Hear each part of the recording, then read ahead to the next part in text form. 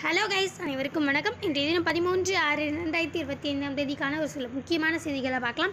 So இந்த first பேஜ்லலாம் advertisement தான் இருக்குது. அந்த இன்றைக்கி நியூஸ் பேப்பரில் வந்து பார்த்திங்கன்னா மோஸ்ட்லி நம்ம எல்லாருக்கும் தெரிஞ்ச அந்த ஏரோப்ளேன் இன்சிடென்ட்ஸ் பற்றி தான் நிறையவே இருக்குது. அது ரொம்ப பெரிய இம்பேக்ட் வந்து க்ரியேட் பண்ணிடுச்சு. எல்லாருக்கும் மோஸ்ட்லி இன்றைக்கி தெரிஞ்சிருக்கும். ஏர் இண்டியா போயிங் 787 அப்படின்ற ஃப்ளைட்டு வந்து அகமதாபாத்தில் இருக்க சர்தார் வல்லபாய் பட்டேல் இன்டர்நேஷ்னல் ஏர்போர்ட்லேருந்து பார்த்திங்கன்னா கிளம்பி ஒரு 40 செகண்ட்லேயே வெடித்து செதறி இருக்குது. அது உள்ளே இருந்த 242 பேர் இருந்திருக்காங்க, 230 பேர் பேசஞ்சர்ஸ் இருந்திருக்காங்க, 12 பேர் க்ரூ மெம்பர்ஸ் இருந்திருக்காங்க. ஸோ எல்லாருமே வந்து பார்த்திங்கன்னா ஆல்மோஸ்ட் இறந்துட்டுருக்காங்க. இது ஒரு மிகப்பெரிய பேரிடர்னே சொல்லலாம். டிசாஸ்டரும் சரி, அந்த எக்கனாமி வைஸ் நம்ம இந்தியாவுக்கும் ரொம்ப அஃபெக்ட் பண்ணப்படும். இந்த மாதிரி பல விஷயங்கள் இருக்குது. இதுக்கு என்னென்ன மெஷர்ஸ் பண்ணலாம் அப்படியெல்லாம் கூட சொல்லியிருக்காங்க. நம்ம எதில் கான்சென்ட்ரேட் பண்ணோன்னா இதுக்கப்புறமா என்ன பண்ணணும் அப்படின்றதுல தான் ஒரு கவர்மெண்ட் எக்ஸாம்ஸ்க்கு நம்ம ப்ரிப்பேர் பண்ணிகிட்ருக்கவங்களாம் நம்ம அதில் தான் வந்து பார்த்திங்கன்னா கவனம் செலுத்தணும். ஸோ கிட்டத்தட்ட நமக்கு இதுக்காக நம்ம டிரான்ஸ்போர்ட்டேஷனில் தென் நம்ம மெயினாக இதுக்கப்புறமா ஏர்வேஸில் ரொம்பவே சேலஞ்சஸ் இருக்கும்னு நினைக்கிறேன். இது தாண்டி நமக்கு டிரான்ஸ்போர்ட்டேஷன் தென் நம்ம மெயினாக வந்து டூரிசம் தான் வந்து பார்த்திங்கன்னா பிளேன்லலாம் நிறைய பேர் வருவாங்க. ஸோ டூரிசமும் அஃபெக்ட் ஆகப்படும் அப்படின்ற மாதிரிலாம் மென்ஷன் பண்ணியிருக்காங்க. ஸோ இந்த மாதிரி பல விஷயங்கள் நடந்திருக்கு. அந்த இந்த பிளேனில் நடந்த டெத்ஸை தாண்டி இது நடந்தது வந்து பார்த்திங்கன்னா அந்த ஒரு எம்பிபிஎஸ் ஸ்டூடெண்ட்ஸ் படிக்கிற ஹாஸ்டலில் மேலே நடந்திருக்கு. அதில் கிட்டத்தட்ட 60 பேருக்கு மேலே வந்து பார்த்திங்கன்னா இன்ஜூர் ஆகிருக்காங்க. பல பேர் இறந்துட்டுருக்காங்க, பல பேர் மிஸ் ஆகிட்டுருக்காங்க. ஏரோப்ளேன் இன்சிடென்ட்லேயும் சரி, இதுலேயும் சரி பல பேர் மிஸ் ஆகிட்டுருக்காங்க. ஸோ இந்த மாதிரி ஒரு மிகப்பெரிய பேரிடர் தான் சொல்லலாம் இது. ஸோ இது வந்து அதுவும் அந்த ஒரு லன்ச் டைமில் நடந்திருக்கு. அந்த ஹாஸ்டல் மேலே ஒரு கேஷுவலாக எல்லோரும் வந்திருக்காங்க. ஸோ அந்த ஒரு லன்ச் டைமில் நடந்திருக்கிறதுனால யாருமே ஒரு எக்ஸ்பெக்ட் பண்ணியிருக்க கூட மாட்டாங்க. அந்த ஹாஸ்டலில் உள்ளே இருக்கவங்களும் சரி, யாருமே வந்து எக்ஸ்பெக்ட் பண்ணியிருப்பாங்க மாட்டாங்க. திடீர்னு ஒன்று வந்து விழுது அப்படின்ற மாதிரி தான் இருந்திருக்கும். ஸோ இதெல்லாம் தாண்டி அது உள்ளே என்ன நடந்திருக்கும் அப்படின்றது நமக்கு ஒன்றும் தெளிவாக தெரியல. அந்த பிளாக் பாக்ஸ் கிடச்சாதான் வந்து நமக்கு அது பற்றியான கிளியர் கட் டேட்டா வந்து நமக்கு கண்டுபிடிக்க முடியும். ஸோ அந்த பிளாக் பாக்ஸை வந்து தேடிட்டுருக்காங்க. அதை தாண்டி ஒரு சின்ன இன்ஃபர்மேஷன் என்ன கொடுத்துருக்காங்கன்னு பார்த்திங்கன்னா, இந்த மேடே கால் அப்படின்ற மாதிரி மென்ஷன் பண்ணியிருக்காங்க. பைலட் வந்து மேடே அப்படின்ற மாதிரி 3 வாட்டி சொல்லியிருக்காரு. ஸோ இது எப்போ யூஸ் பண்ணுவாங்கன்னு பார்த்திங்கன்னா, ரொம்ப இக்கட்டான சூழ்நிலை அவங்க கையில் விட்டு போயிடுச்சு அப்படின்னும் போது இந்த மேடே அப்படின்ற மாதிரி சொல்லுவாங்க. ஸோ பைலட் வந்து மேடே கால் வந்து 3 டைம்ஸ் பண்ணியிருக்காரு அப்படின்ற மாதிரி ஆனால் மென்ஷன் பண்ணியிருக்காங்க. அதை தாண்டி வந்து என்ன தான் நடந்தது டெக்னாலஜி வைஸ் அப்படின்னே தெரியல. ஏன்னா இந்த போயிங் 787 ட்ரீம் லைனர் அப்படின்றது ரொம்பவே வந்து பார்த்திங்கன்னா மாடர்னான ஒரு இப்போ தான் வந்த ரீசெண்டாக வந்த ஒரு ஃப்ளைட்டு. நிறைய அட்வான்ஸ்டு டெக்னாலஜி, ரொம்ப மாடர்ன் அட்வான்ஸ்டு டெக்னாலஜி எல்லாமே இருக்குது. என்ன நடந்திருக்கு அப்படின்றது நமக்கு இன்னுமே வந்து ஒரு கிளியர் கட்டாக தெரியல. அந்த பிளாக் பாக்ஸ் அப்படின்றத கண்டுபிடிச்சா மட்டும்தான் நம்மளால் வந்து ஃபர்தராக என்ன நடந்தது அப்படின்றதே நம்மளால் அதை பற்றி தெரிஞ்சிக்க முடியும். ஸோ தென் மற்றபடி இந்த ஃப்ரண்ட் பேஜில் இது தாண்டி வந்து பார்த்திங்கன்னா India marks relative drop in gender parity அப்படின்றது இருக்கு இல்லையா. ஸோ இதுவுமே ஆக்சுவலி இம்பார்ட்டண்டான ஒரு விஷயம்தான். நம்ம இந்தியா இப்போ ரீசெண்டாக ஜெண்டர் ஈக்குவாலிட்டியில் கொஞ்சம் ரொம்ப பின்தங்கி இருக்குது அப்படின்ற மாதிரி மென்ஷன் பண்ணியிருக்காங்க. வேர்ல்டு எக்கனாமிக் ஃபோரம் அப்படின்றவங்க நிறைய லிஸ்டெல்லாம் கொடுப்பாங்க. ஸோ இந்த குளோபல் ஜெண்டர் கேப் ரிப்போர்ட் 2025 வெளியிட்டதில் இந்தியா வந்து பார்த்திங்கன்னா கிட்டத்தட்ட 131 ரேங்க்கில் இருக்குது. 148 கண்ட்ரீஸில் 131 ரேங்க்கில் தான் நம்ம இருக்கோம் அப்படின்ற மாதிரி மென்ஷன் பண்ணியிருக்காங்க. ஸோ இந்த ஜெண்டர் ஈக்குவாலிட்டி அப்படின்றது நம்ம இன்னும் நிறைய இம்ப்ரூவ் பண்ணணும் அப்படின்ற மாதிரி மென்ஷன் பண்ணியிருக்காங்க. அண்ட் தென் இது தாண்டி நம்ம ஜென்ரலாக வேறு என்ன தெரிஞ்சுக்கணும்னு பார்த்திங்கன்னா, இந்த வேர்ல்டு எக்கனாமிக் ஃபோரம் அப்படின்னு நான் சொன்னேன் இல்லையா. ஸோ அவங்க இன்னும் என்னென்ன டேட்டாஸ்லாம் வந்து வெளியிடுவாங்க அப்படின்றதெல்லாம் நம்ம ஜென்ரலாக தெரிஞ்சிக்க வேண்டிய விஷயம். பட் ஆனால் இப்போ இந்த நியூஸ்குள்ளே வந்தோம் அப்படின்னு பார்த்திங்கன்னா, நம்மளை இது வந்து ரொம்பவே கம்மியானது. இது வந்து ரேங்கிங் வந்து 131 ரேங்கிங்கில் இருக்குன்னு சொல்லியிருக்காங்க. நம்மளோட ஸ்கோர் வந்து 64.1% சொல்லியிருக்காங்க. ஆனால் இது வந்து ரொம்ப கம்மியாக இருக்கும். 2024 நம்ம போன வருஷத்தை விடவே இப்போ நம்ம கம்மியாக இருக்கும் அப்படின்ற மாதிரி மென்ஷன் பண்ணியிருக்காங்க. 2024 வந்து 148 கண்ட்ரீஸில் நம்ம 129வது இடத்துல இருந்திருக்கோம். ஆனால் இப்போ 2025 148 இன்னும் கொஞ்சம் 2 ரேங்கிங் வந்து பின்னாடி போய்ட்டோம். 131 இருக்கோம் இப்போது. அப்போது ஏன் இந்த கொஞ்சம் கொஞ்சமாக நான் பின்னாடி ஏன் இந்த பின்விளைவு அப்படின்னு பார்த்திங்கன்னா, பின்னாடி ஏன் வந்திருக்கோம் அப்படின்னா, நம்ம மெயினாக வந்து இந்த உமென்ஸ் எம்பவர்மெண்ட், இந்த ஜெண்டர் பாரிட்டி அப்படின்றதுல மெயினாக பார்க்க வேண்டியது 4 விஷயங்கள். எக்கனாமிக் பார்ட்டிசிபேஷன்ஸ் உமன்ஸ்து எவ்வளோ இருக்குது. இப்போ நார்மலாக எக்கனாமிக்காக வந்து அவங்க எவ்வளோ நார்மலாக ஒர்க்ஸ்லாம் போகிறாங்க அப்படின்றத பார்த்தும் நம்ம முடிவு பண்ணலாம். அண்ட் தென் எஜுகேஷன் பாரிட்டி, அவங்களுக்கு எவ்வளோ எஜுகேஷன் போய் சேருது அப்படின்றது. அண்ட் தென் இதை தாண்டி ஹெல்த் அண்ட் சர்வைவல், அவங்க எப்படி எவ்வளோ ஹெல்த்தாக இருக்காங்க, அவங்க எவ்வளோ ஏன்னா நம்ம இந்த மெட்டர்னிட்டி அண்ட் தென் இந்த மாதிரி பல விஷயங்கள் இருக்கு இல்லையா, அவங்க ஹெல்த்தாக இருந்தால் தானே அவங்களால எக்கனாமிக்காகவும் இருக்க முடியும், எஜுகேஷ்னலாகவும் இருக்க முடியும். எல்லாமே அவங்க ஸ்டெபிள் பண்ணுறதுக்கு ஹெல்த்து இருந்தால் தான். ஸோ அதனால் ஹெல்த் அண்ட் சர்வைவல், அவங்களுடைய ஹெல்த் அண்ட் சர்வைவல் எப்படி இருக்குது அப்படின்றத பொறுத்து. இதை தாண்டி பொலிட்டிக்கல் எம்பவர்மெண்ட், இந்த நாளத்தை வச்சு தான் நம்ம இந்த இது வந்து முடிவு பண்ணுறோம், இந்த குளோபல் ஜெண்டர் கேப் வந்து எப்படி இருக்குது அப்படின்றது. ஸோ நம்ம ஆல்மோஸ்ட் எல்லாத்துலேயும் ஓகே, ஓரளவுக்கு ஸ்டேபிளாகவோ இல்லை கொஞ்சம் லைட்டாக இம்ப்ரூவாக கூட ஆகிருக்கும். எக்கனாமிக்காக இருக்கட்டும் சரி, எக்கனாமிக் பார்ட்டிசிபேஷனாக இருக்கட்டும் சரி, இல்லை எஜுகேஷ்னல் வைஸ்லேயும் இருக்கட்டும் சரி, இல்லைனா வந்து ஹெல்த் விஷயத்துலையும் ஓகே, எல்லாத்துலேயும் ஓகே. ஆனால் பொலிட்டிக்கல் எம்பவர்மெண்ட்டில் வந்து பார்த்திங்கன்னா நம்மளுடைய இந்தியா வந்து 14.7%லேருந்து 13.8% தான் வந்து பார்த்திங்கன்னா கொடுத்துருக்காங்க. இதில் என்ன சோகமான விஷயம் பார்த்திங்கன்னா, நம்மளோட ரேங்கிங் ரொம்பவே பின்னாடி போயிட்டே இருக்குது. ஆல்மோஸ்ட் வந்து பார்த்திங்கன்னா நம்ம நெய்பரிங் கண்ட்ரிஸ் எல்லாத்த விடமே கிட்டத்தட்ட நம்ம பின்னாடி இருக்கோம். பங்களாதேஷ்லாம் வந்து பார்த்திங்கன்னா 75லேருந்து 24th இடத்துக்கு போயிருக்காங்க. நேபாளெலாம் 125, ஸ்ரீலங்கா 130 இருக்குது, பூட்டான் வந்து 119th ரேங்க்கில் இருக்குது, மால்தீவ்ஸ் வந்து 138th ரேங்க்கில் இருக்குது, பாகிஸ்தான் வந்து பார்த்திங்கன்னா 148th ரேங்க்கில் இருக்காங்க. ஸோ இந்த விஷயத்தில் நம்ம வந்து கொஞ்சம் கான்சென்ட்ரேட் பண்ணணும் அப்படின்றது தான் இங்கே மென்ஷன் பண்ணியிருக்காங்க. நான் இதுக்கு முன்னாடி சொன்ன மாதிரி economic participation and then education அவங்களுக்கு எவ்வளோ போய் சேருது, health and survival and then political empowerment, இது நாலுத்தையும் வந்து நம்ம வந்து பூஸ்டப் பண்ணணும் அப்படின்ற மாதிரி மென்ஷன் பண்ணியிருக்காங்க. நமக்கு ஏற்பட்டிருக்க இந்த ஒரு 2 ரேங்க் முன்னை விட இப்போ பின்னாடி ஏன் போயிருக்கோன்னு பார்த்திங்கன்னா பொலிட்டிக்கல் எம்பவர்மெண்ட்னால் தான். நிறைய ஸ்கீம்ஸ் மற்றபடி இந்த எஜுகேஷன், எக்கனாமிக், இந்த மாதிரி பல விஷயங்கள் நிறைய ஸ்கீம்ஸ் எடுத்துகிட்டு வந்துட்டுருக்காங்க. பேட்டி பச்சாவோ பேட்டி பதாவோ அப்படின்றது, and then Mahila Shakti Kendra, Mahila police volunteers, Rashtriya Mahila Kosh, Sukanya Samriddhi Yojana, அப்புறம் குஷ்தர்வா காந்தி பாலிகா வித்யாலயா அப்படின்ற மாதிரி பல ஸ்கீம்ஸ் எடுத்துகிட்டு வந்துட்டுருக்காங்க. பொலிட்டிக்கல் ரிசர்வேஷனுமே 33% வந்து உமன்ஸ்க்கு தான் அப்படின்ற மாதிரி எடுத்துகிட்டு வந்திருந்தாங்க 106th அமெண்ட்மெண்ட்டில். பட் ஆனால் வந்து நம்ம ஒழுங்காக சென்சஸ் எடுக்காததுனால அதை வந்து இன்னும் வந்து அதை அப்படியே வச்சுருக்காங்க. நம்ம சென்சஸ் எடுத்தோடனே அதை வந்து இம்ப்ளிமெண்ட் பண்ணுவாங்க அப்படின்ற மாதிரி எதிர்பார்க்கப்படுது.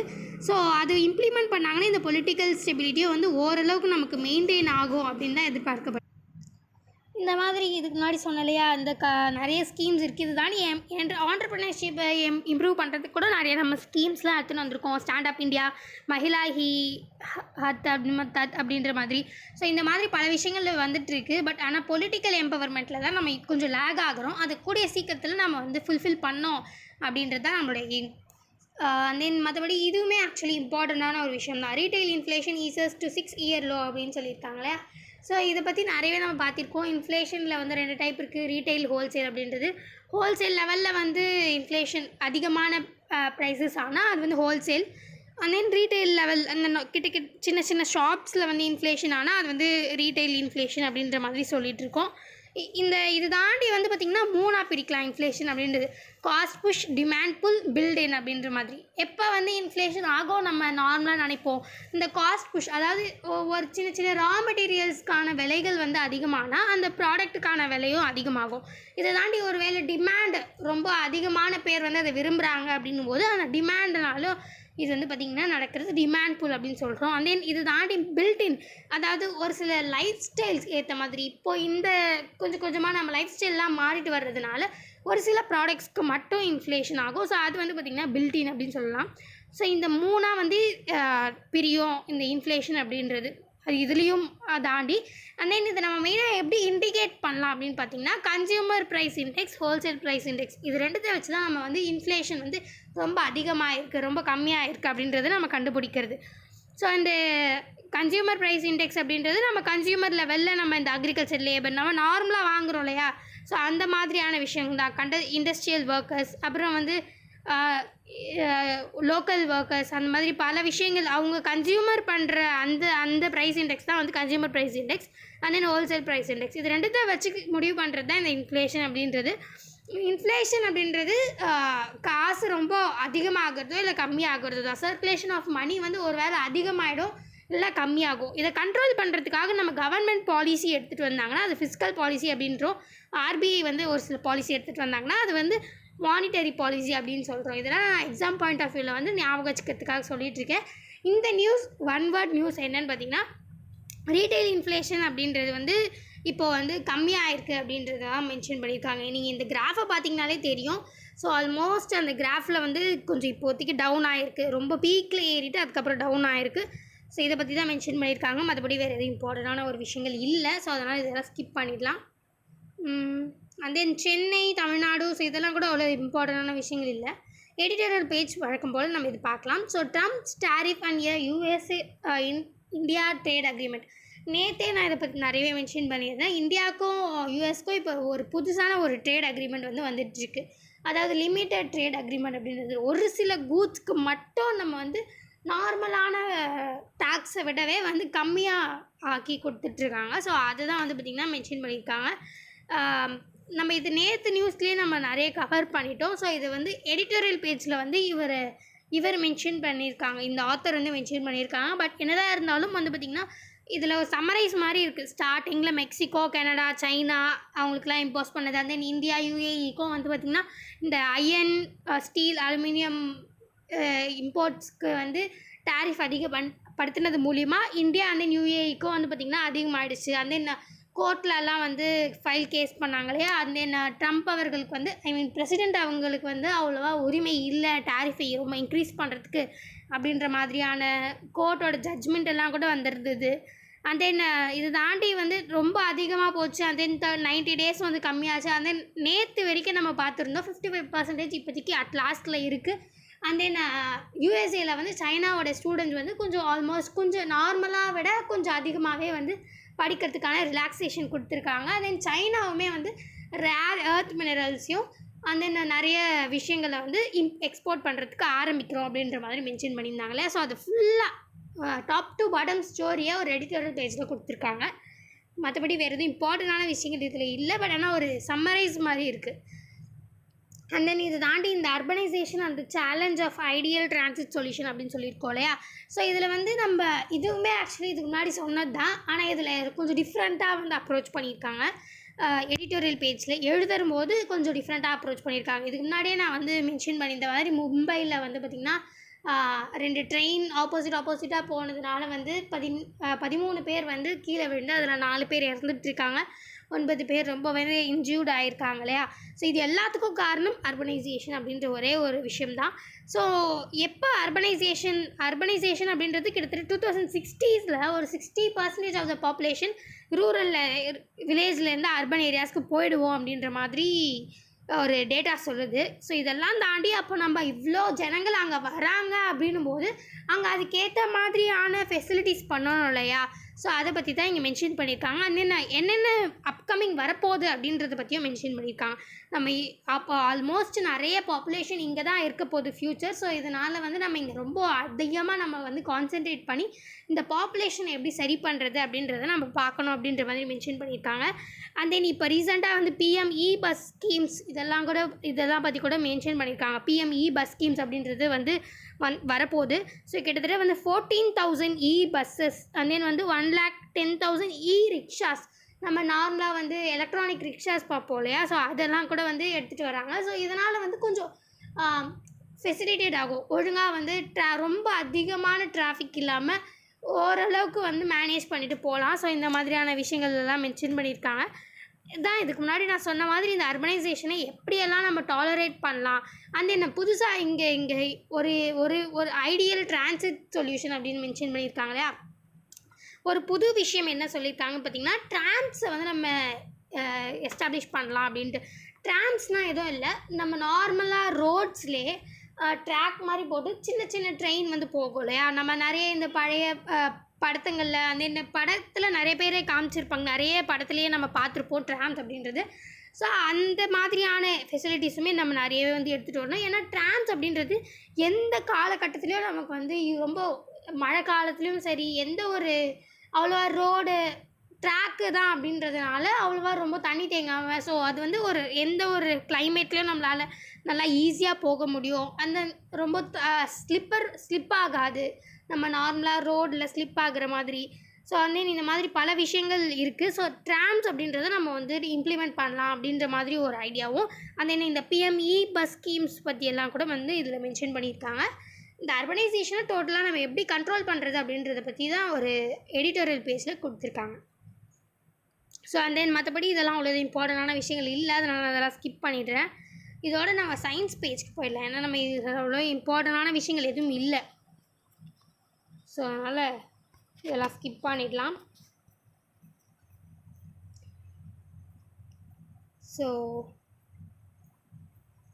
Okay, science page. சயின்ஸில் வந்து பார்த்திங்கன்னா இந்த science behind right AC temperature அப்படின்னு கொடுத்துருக்காங்க. இப்போ வந்து வெயில் காலம் இல்லையா, ஸோ கிட்டத்தட்ட நிறைய பேர் வந்து ஏசி பர்ச்சேஸ்க்காக போவாங்க. நிறையவே வந்து ஏசி அப்படின்றது இப்போது நிறைய யூஸ் ஆகிட்டு இருக்கு. இப்போ ஏசி அதிகமாக இன்னுமே தான் குளோபல் வார்மிங் அப்படின்றது அதிகமாகும். ஸோ அதுக்கான ஒரு லிமிட் பண்ணலாம், டெம்பரேச்சர் வந்து கொஞ்சம் லிமிட் பண்ணலாம் அப்படின்ற மாதிரியான ஒரு ஐடியா தான் இது.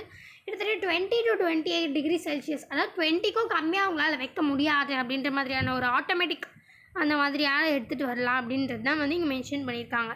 ஸோ இதை தாண்டி வந்து ஏன் இந்த எடுத்துகிட்டு வந்திருக்காங்க முதல்ல பார்த்திங்கன்னா, இதுக்கு மேலே போனால் நமக்கு வந்து ரொம்ப நிறைய ஹெல்த் ஹசார்டஸும் வரும். அண்ட் தென் இதுதான் வந்து பார்த்திங்கன்னா ஆக்சுவலி ஒரு எனர்ஜியும் சேவ் பண்ண முடியும் நம்மளால். இதை தாண்டி பப்ளிக் ஹெல்த்தும் வந்து நல்லாயிருக்கும் 20 to 28 டிகிரி செல்சியஸ் இருக்கும்போது. ஆனால் இதுவே வந்து 18 டிகிரி செல்சியஸ்க்கும் கம்மியாக இருந்துச்சுன்னா நம்ம ஹைப்பர் டென்ஷன், ஆஸ்துமா, அப்புறம் ரெஸ்பிரேட்டரி இன்ஃபெக்ஷன்ஸ், கார்டியோவாஸ்குலர் டிசீசஸ் இந்த மாதிரி பல நோய்கள் வருது அப்படின்ற மாதிரி மென்ஷன் பண்ணியிருக்காங்க.